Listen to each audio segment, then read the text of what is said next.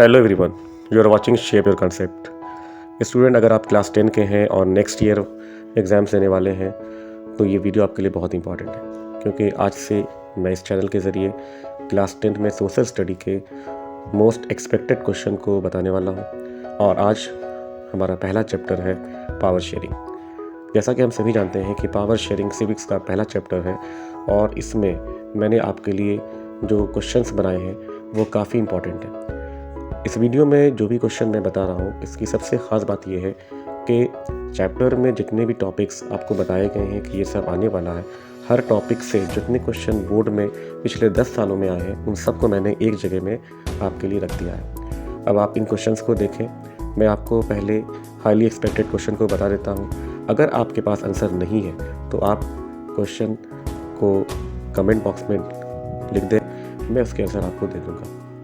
तो स्टार्ट करते हैं video. Let's start a video. इस चैप्टर में जो पहला टॉपिक है उसमें है बेल्जियम एंड श्रीलंका। इस टॉपिक में बेल्जियम और श्रीलंका के एथनिक कंपोजिशन के बारे में बताया गया है। और जहाँ तक बोर्ड में क्वेश्चंस की बात है तो इसमें इस टॉपिक से जो सबसे इम्पॉर्टेंट क्वेश्चन है वो है एथनिक कंपोजिशन का। एथनिक कंपोजिशन या तो बेल्जियम का या नहीं तो श्रीलंका का पूछा जा सकता है 2 मार्क्स में, या ऑब्जेक्टिव में भी पूछा जा सकता है। और अगर 3 मार्क्स में या 5 मार्क्स में पूछा जाएगा तो इस चैप्टर में question number 3, compare the situation of Belgium and Sri Lanka considering their location, size and cultural aspect, ये लॉन्ग या शॉर्ट लेवल का क्वेश्चन है।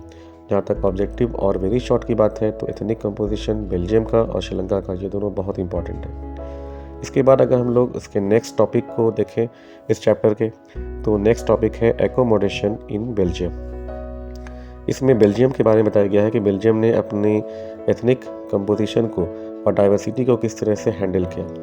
तो इसमें अगर क्वेश्चन देखा जाए इस टॉपिक से जो बोर्ड के लिए काफ़ी इंपॉर्टेंट है वो है क्वेश्चन नंबर 4, जो बोर्ड में कई अलग अलग तरीके से पूछा गया है। आप देख सकते हैं यहाँ पर क्वेश्चन है जैसे highlight any 3 measures adopted by the Belgian government to accommodate regional and cultural diversities. ये काफ़ी इंपॉर्टेंट है और ये 3 या 5 मार्क्स में पूछा जाएगा। इसके बाद जो इस चैप्टर का तीसरा टॉपिक है वो है मेजोरिटेरियनिज्म इन श्रीलंका। यहाँ पर भी ऑब्जेक्टिव में पूछा जाता है क्वेश्चन व्हाट इज़ मेजोरिटेरियनिज्म, या नहीं तो वेरी शॉर्ट जो कि 40 मार्क्स का होगा, 40 वर्ड्स का होगा, उसमें भी पूछा जा सकता है कि श्रीलंकन तमिल्स की डिमांड क्या है और उसमें से कोई 2 डिमांड बताएं। और जहाँ तक शॉर्ट या लॉन्ग की बात है तो शॉर्ट और लॉन्ग में जो पूछा जा सकता है वो है क्वेश्चन नंबर 7। क्वेश्चन नंबर 7 काफ़ी इंपॉर्टेंट है।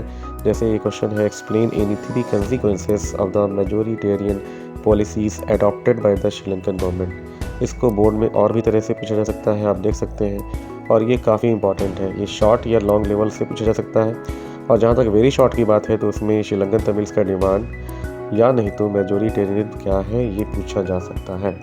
अब इसके बाद इस चैप्टर का जो सबसे इम्पॉर्टेंट टॉपिक है वो है why power sharing is desirable.